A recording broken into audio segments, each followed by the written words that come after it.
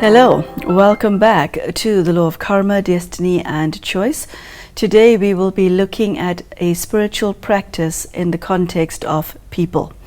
I'm in the studio with Sister Denise from the Brahma Kumaris. Welcome. Thank you very much, Magla. It is one thing to practice spirituality on one's own, and it's something else entirely to do so when you're amidst other people. The point about Sahaj Yoga is it actually means that it is done in the context of other people. And of course there are periods of time when you are on your own, you have your solitude, but your life overall is with your family, in the context of the community. You have your work, your professional colleagues, and you are engaged with the world, and at the same time, moment by moment, you're still on your spiritual pilgrimage, you're still in your journey. Every moment of the day has the potential for testing your spiritual acumen. And this is done in contrast and comparison to the conventional spiritual practice where you're on a mountain in a monastery among other monks and nuns. You are away from the worldly world, and so you don't have anything physical to distract you. But this practice that we're working with here, you're right in the middle of everything. And it's actually better because if you distance yourself from everything, then you don't build up the capacity to be who you are regardless of what's going on. You get pulled into it. When one is leading a spiritual life, is there a rule book for how to conduct yourself with other people? The laws of karma are very much about how to conduct yourself in the midst of other people. And if you go into the details of your duty, because within the social setting you have social duties. So depending on your relationship with different people, there's a duty implied in that relationship. And so there is an expression fulfilling the implications of your relationship. So your relationship has something to do with a role that you play with another or a group of other people. And you have to understand what is required by your role and your position vis-a-vis that person in the social hierarchy. Your position is usually very different from what you are spiritually. You may be spiritually very high and have a position that's not particularly high. And this is going to test your ego. You may have a position that's very engaged, but your spiritual reality is that you're totally detached. So you have to be able to perform your role, understanding the implications of it, and second by second, as soon as your part is completed, let go and return to your internal spiritual practice. And the analogy that's given for this is the tortoise. So the tortoise pulls his hands and feet and head and tails out when he has to do something, some karma, and then when his karma is finished, then he will retract inside. And this is an analogy for a person in spiritual practice in the context of people. You go out, you withdraw, you go out, you withdraw, and you create a balance between being out there and being inside. So everything has a really nice flow, and you're in the world, but still not of the world. And the analogy for that is the lotus. A lot of individuals find difficulty in their relationships. They have to deal with difficult people. They see human beings at their worst. They see human beings whose value system is the total opposite of theirs. How does one conduct oneself in a situation like that?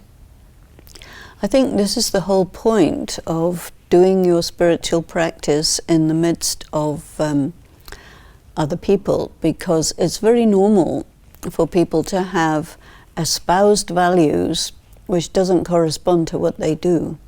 It's very normal to be around people who have very different standards than yourself.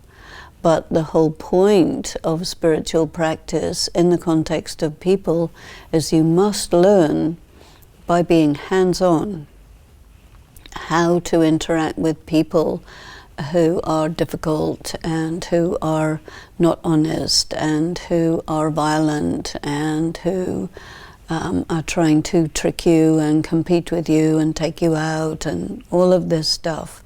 An analogy for this is that you're on the battlefield. When you are with a lot of difficult people, you need to bring into play different spiritual virtues and different spiritual powers, and you have to make a constellation of virtues and powers that suits each situation, each personality that you're playing your role with, but always remember it's a role. I think people have difficulty with relationship because they don't think it's a role, and they don't think they're under test, and they think it's for real. What do you mean when you use the word role? You're an actor, and an act means you're performing karma. You're thinking, you're speaking, you're writing, you're doing actions, and you're in interaction with other people. And if you're in spiritual practice, then it means you're in school. Life is a big school, and you're under continuous assessment for how you play your role. And so you have to see not whether the situation is pleasant or unpleasant. It's a given that it will be challenging. It's supposed to be challenging. If it's not challenging and you're not challenged, then there's no merit in responding to the challenge. So the point about being in spiritual practice is, first of all, to realize that it's a 24/7 thing.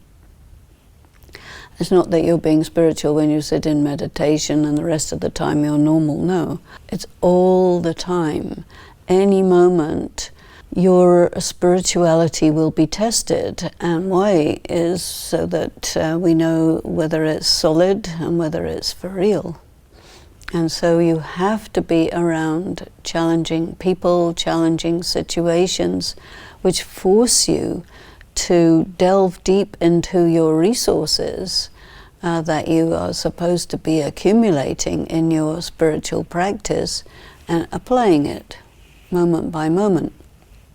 Of course you will fail lots of tests. This is normal. But when you fail enough, you start thinking, okay, why am I failing? What do I have to do differently so that I pass? And eventually you do pass, and you become expert, not by theoretical knowledge, but by practical circumstances. I've heard you use the expression, to take sorrow from another is a sin. Yeah. And what did you mean by that? And how does one not take sorrow? When someone insults you, when someone says something hurtful, it's a very natural human reaction to feel upset or angry about it. So you're saying what?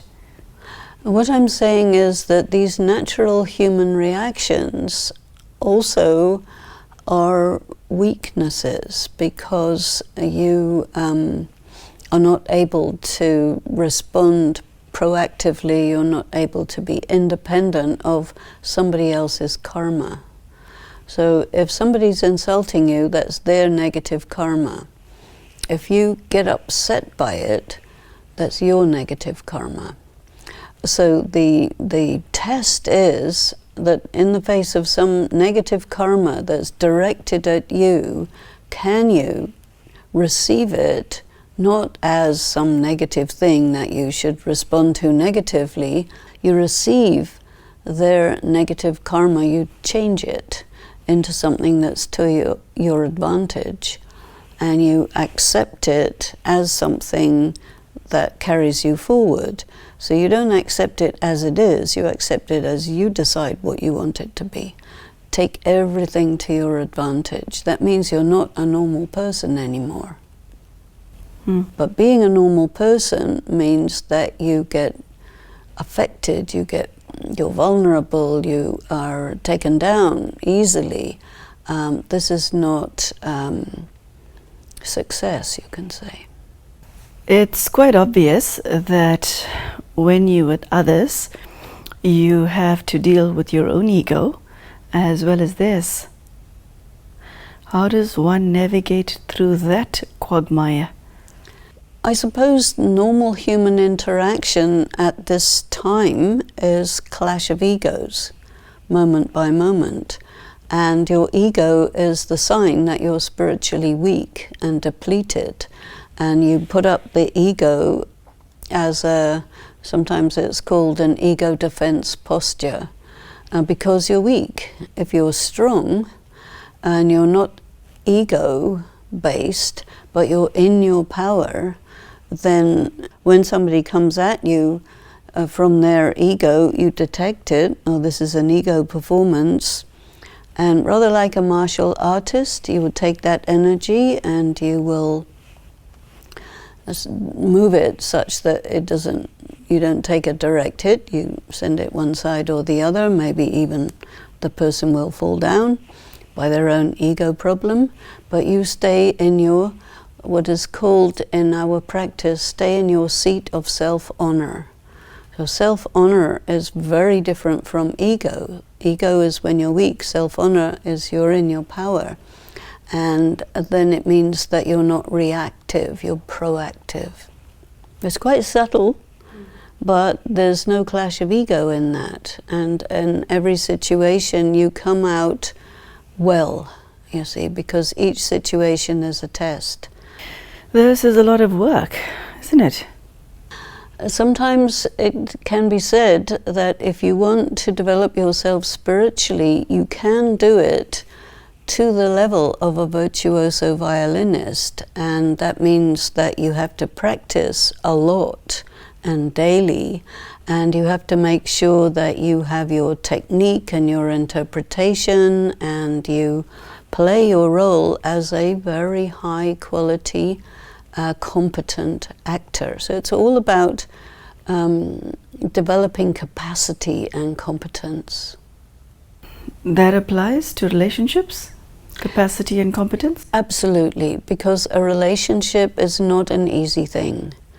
And you have to see what you want this relationship to be. What's your side of it? How can you make the relationship beautiful, meaningful, pleasurable, memorable, and even an example for other people?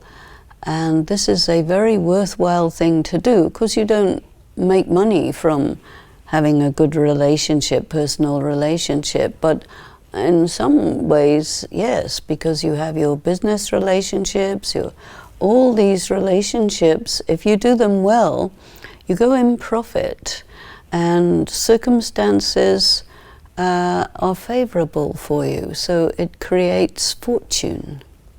It is quite common to find oneself in a situation where you meet the same type of person again and again and again. You've got one such person in your house. For example, you have an angry person who lives under the same roof as you. And then at work, you have an angry colleague.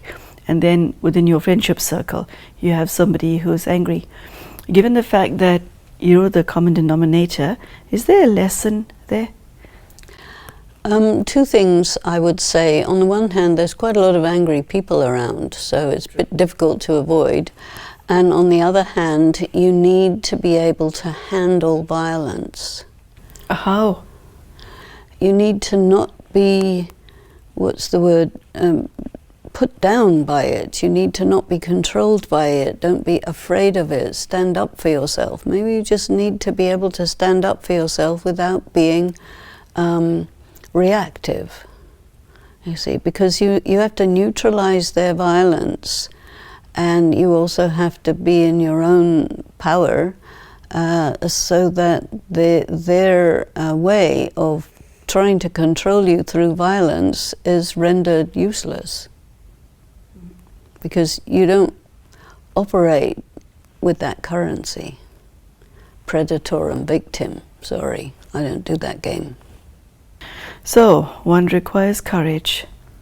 Courage, skill, setting boundaries, not being attached, not having expectations. There's many details to this, and you play the game in many different formats, in different circumstances, but all of it is for developing your skill in these different challenging situations. And when you're around someone who's violent, it's going to be challenging. You may be a bit timid, that's your weakness, so come out of that.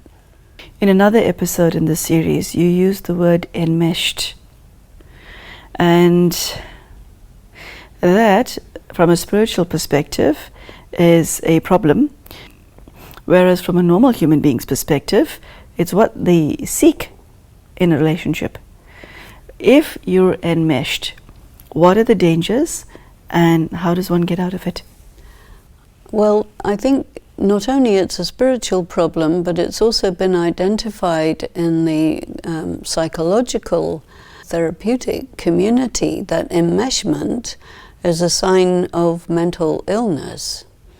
So if somebody is operating in their relationships, especially their intimate relationships, by thinking that enmeshment is the way to go, they'll always be disappointed, they'll always experience terrible trouble in their relationships, and if finally they get into therapy, it will be indicated to them that they have an enmeshment problem.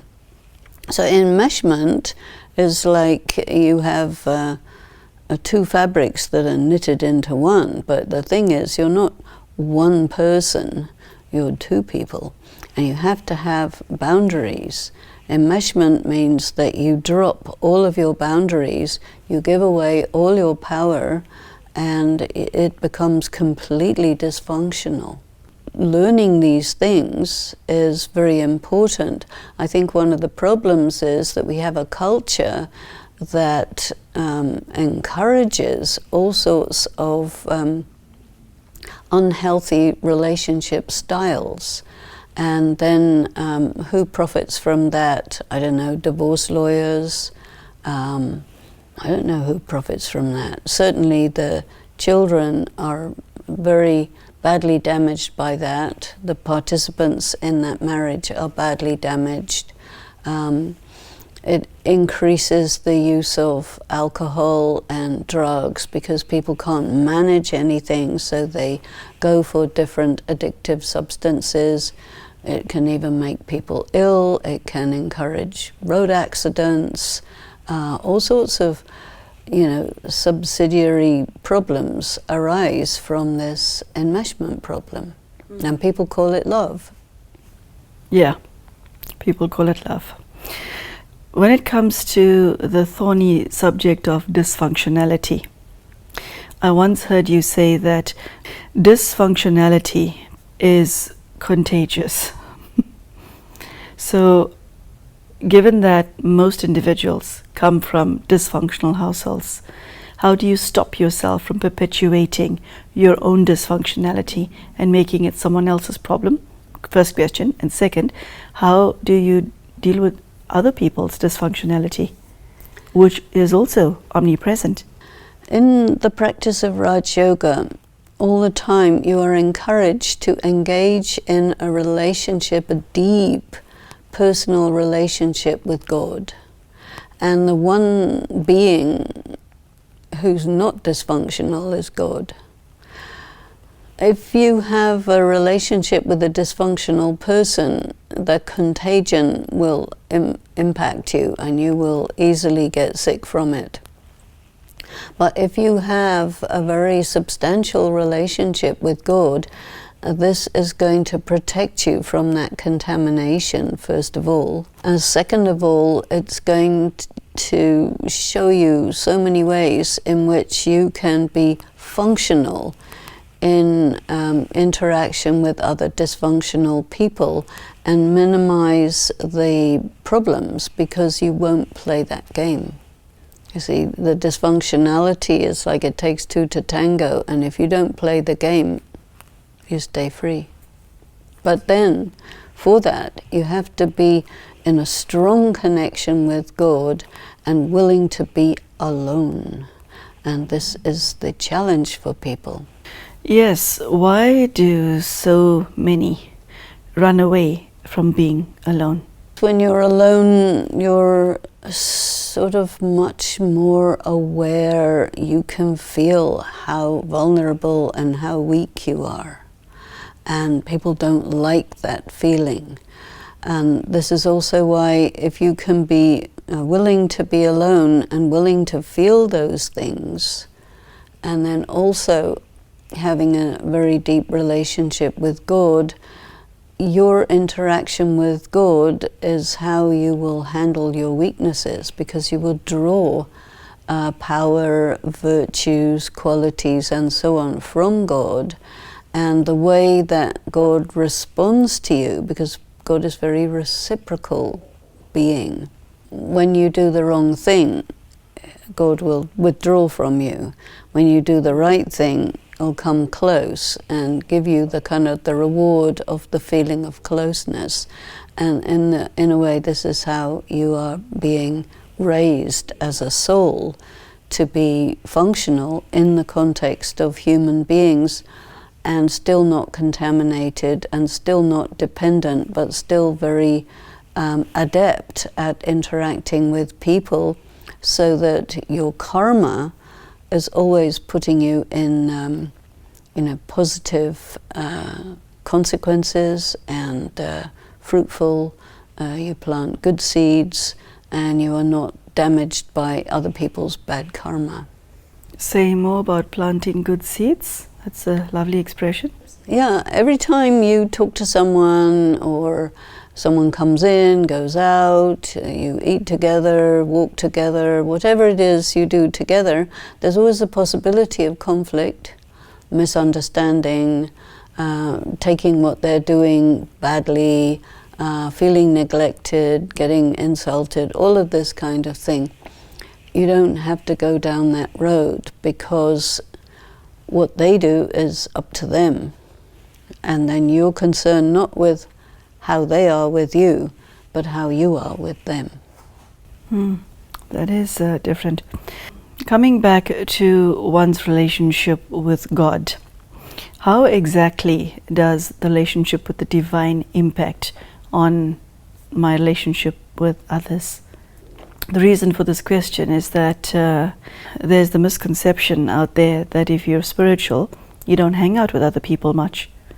I think that it's because you're choosy. When you have a very strong relationship with God or with the divine, all the time this is reminding you of who you are and what your quality and caliber is.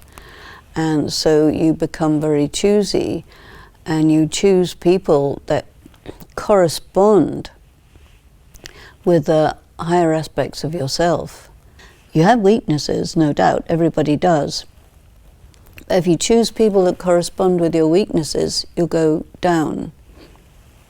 When you have a strong relationship with the divine, it inclines you to choose people that correspond with your strengths. And so there's a lot of people with a lot of weaknesses out there who will just bring you down, and you don't get pulled into it, because you see it for what it is. Your third eye becomes active, and you can see where it's going. You see it's going nowhere, you don't bother, because you value your time, you value your energy, and you see, this is a waste of time, I'm not going to bother. Okay, so on that note, we'll say goodbye to you. Thank you. Thank you. And thank you at home for joining us. There you go. how to relate to others from a spiritual perspective, or if you are practicing spirituality. I hope that you have heard something in today's episode that has resonated with you, and I hope that you're able to apply it in your daily life. Take care, and we'll see you again soon. Goodbye.